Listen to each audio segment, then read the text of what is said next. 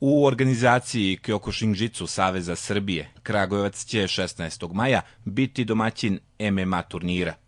Biće to prvi put da se jedno takvo takmičenje održi u Kragujevcu, a prema rečima organizatora, gledaoci u hali Jezero imaće prilike da vide najmanje 5 borbi, sa realnom mogućnošću da taj broj bude i veći.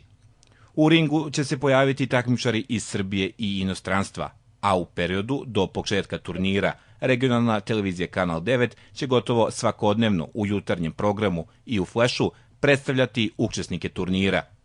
Treba istaći i da će prvi MMA turnir u Kragujevcu biti posvećen navijačkoj grupi Crveni đavoli, tako da će nositi naziv Otvoreni izazov Kragujevca Red Devils 1989. Dušan Džakić iz Beograda iza sebe već ima sasvim solidno iskustvo kada su u pitanju MMA mečevi.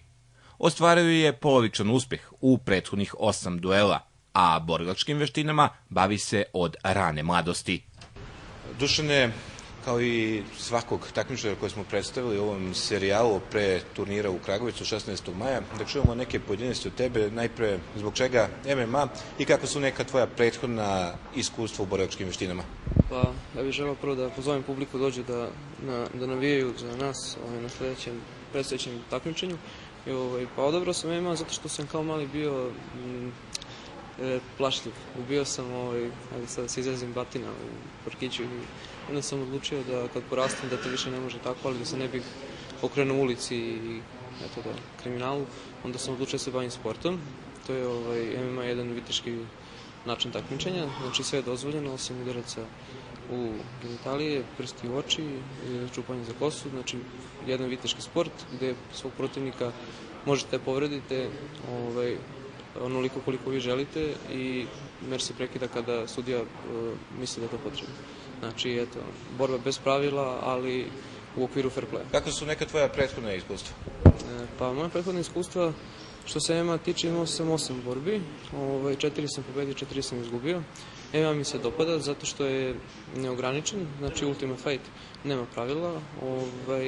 Nadam se da ću uspjeti da ostvarim pobedu na sledećem takmičenju koje ću raditi i turnir samo želeo bih da kažem svojim navijačima da pre ovog takmičenja koje treba da se održi u Srbiji učestvujem na jednom turniru u Zagrebu gde učestvuje 8 top boraca Evrope i jako mi je drago i počastvovao sam što su mene pozvali kao jednog od 8 najboljih iz Evrope da učestvujem na tom takmičenju.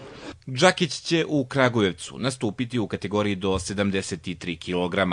Vredno i marljivo trenira kako bi se publici u meču protiv sugrađanina Aleksandra Vickovića prikazao u što je moguće boljem svetlu sa neskrivenom željom da ostvari pobedu. Što se tiče otvorenog izazova Kragujevca, dakle 16. maja očekujemo te u hali Jezero, rivala, imaćeš prilike da upoznaš, malo možda i nečesta pojava, treniraš u istoj sali sa njim.